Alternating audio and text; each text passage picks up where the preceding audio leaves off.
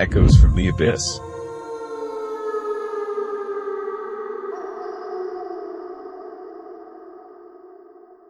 In the quaint town of Cedar Grove, nestled between sprawling forests and mist-shrouded mountains, the air was thick with tales of the old Holloway mansion that stood decrepit at the town's northern edge. Local legend had it that anyone who ventured into the mansion after midnight would hear strange echoes and never return. The townspeople whispered of curses and hauntings, tales handed down through generations, creating a palpable dread surrounding the once grand estate. Emily Stone, a young and ambitious journalist, had recently moved to Cedar Grove.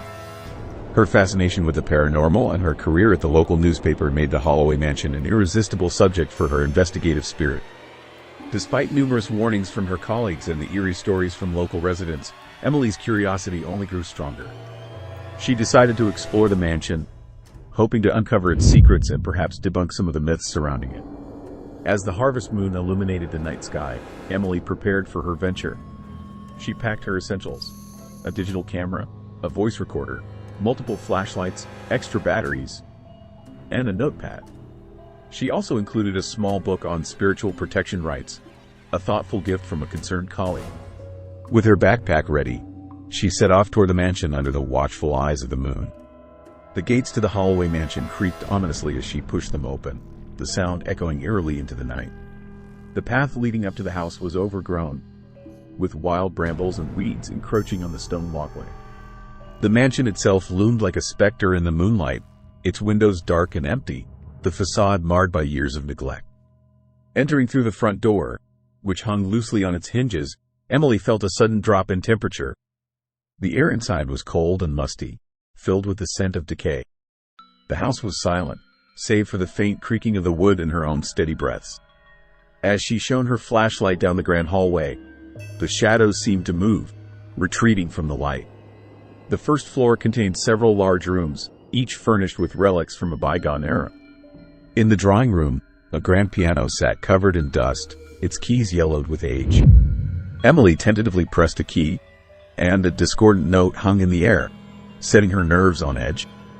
As she moved to the dining hall, she noticed the table was set with fine china, each plate holding a thick layer of dust, as if waiting for guests who would never arrive. Ascending the creaking staircase to the second floor, Emily explored the bedrooms. Each room told a story of decay, with personal belongings left as if their owners might return at any moment. In the master bedroom, a journal lay on the nightstand, its leather cover cracked.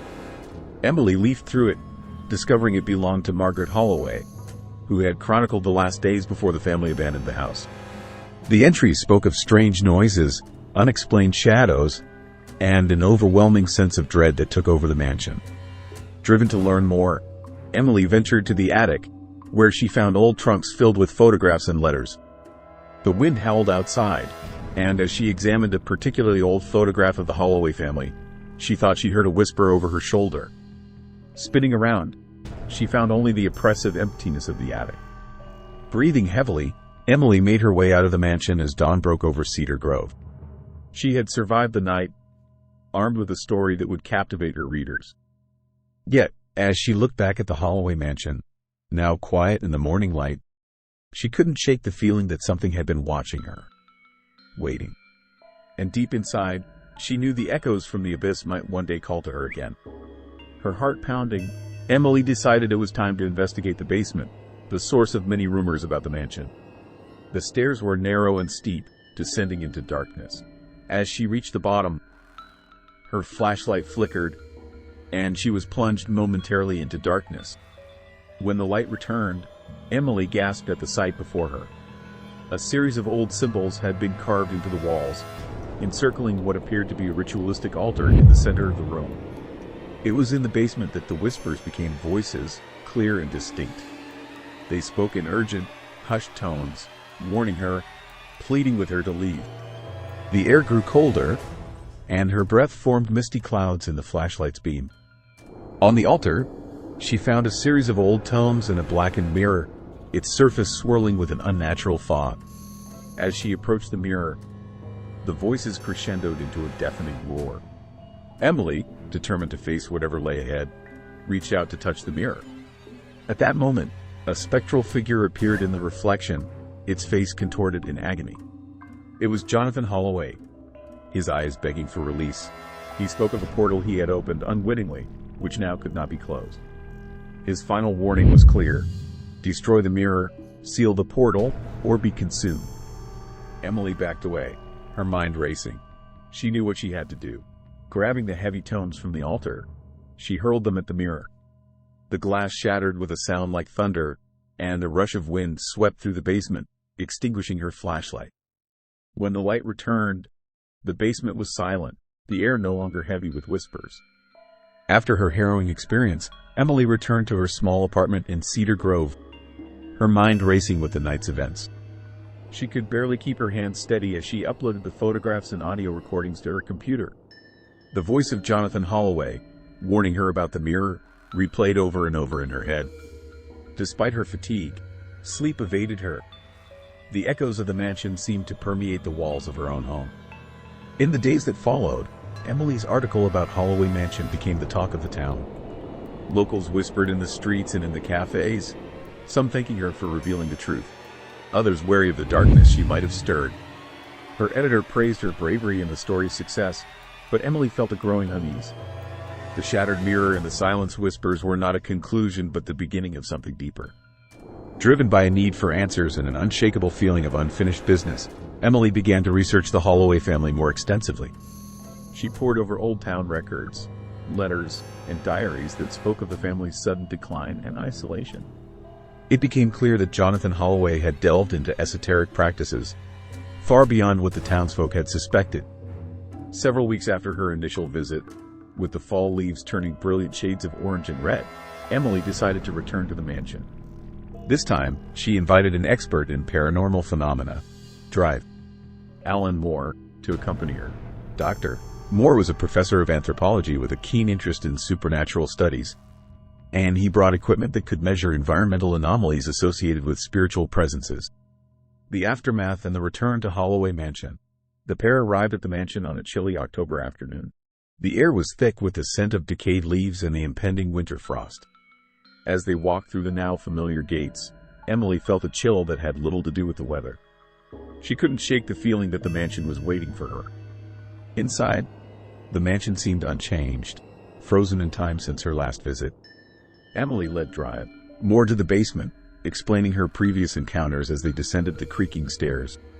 The basement was as she left it, with remnants of the shattered mirror scattered across the floor. Dr. Moore set up his equipment, including electromagnetic field meters and temperature gauges. As the sun began to set, casting long shadows into the basement, the equipment flickered to life. The readings were erratic, spiking in ways that Dr. Moore struggled to explain. As darkness enveloped the mansion, the temperature in the basement plummeted. Emily and Dr. Moore could see their breath, and their breath formed icy clouds in the beam of their flashlights. Then, the whispers started again, soft and insidious, curling around Emily's thoughts. She recognized the voices, twisted with anguish and sorrow. "Help us," they moaned. "Free us." Dr. Moore, fascinated and horrified, recorded everything, his own skepticism waning with each passing moment. He whispered to Emily, "There's a genuine presence here, something powerful and very old." Encouraged by Dr. Moore's fascination, Emily approached the remains of the mirror. As she neared, a cold wind swept through the basement, stirring the debris on the floor. A shadow moved in the periphery of her vision, fast and fleeting. She turned just in time to see a figure vanish behind a column. "Did you see that?" she asked, her voice barely a whisper. Dr. Moore nodded, his face pale. "Yes, something's here with us. Be cautious." They spent several hours in the basement, documenting the phenomena. The voices grew louder, pleading with Emily and Dr. Moore to find a way to close the portal permanently. It became apparent that shattering the mirror had not been enough. The portal was still open, a gateway that allowed these tortured spirits some manner of communication. Determined to find a solution, Emily and Dr. Moore returned to the town library to dig deeper into ancient rites and esoteric symbols that might close the portal. Their research uncovered a ritual involving sacred geometries and specific incantations, which, according to an obscure text, could seal breaches between worlds.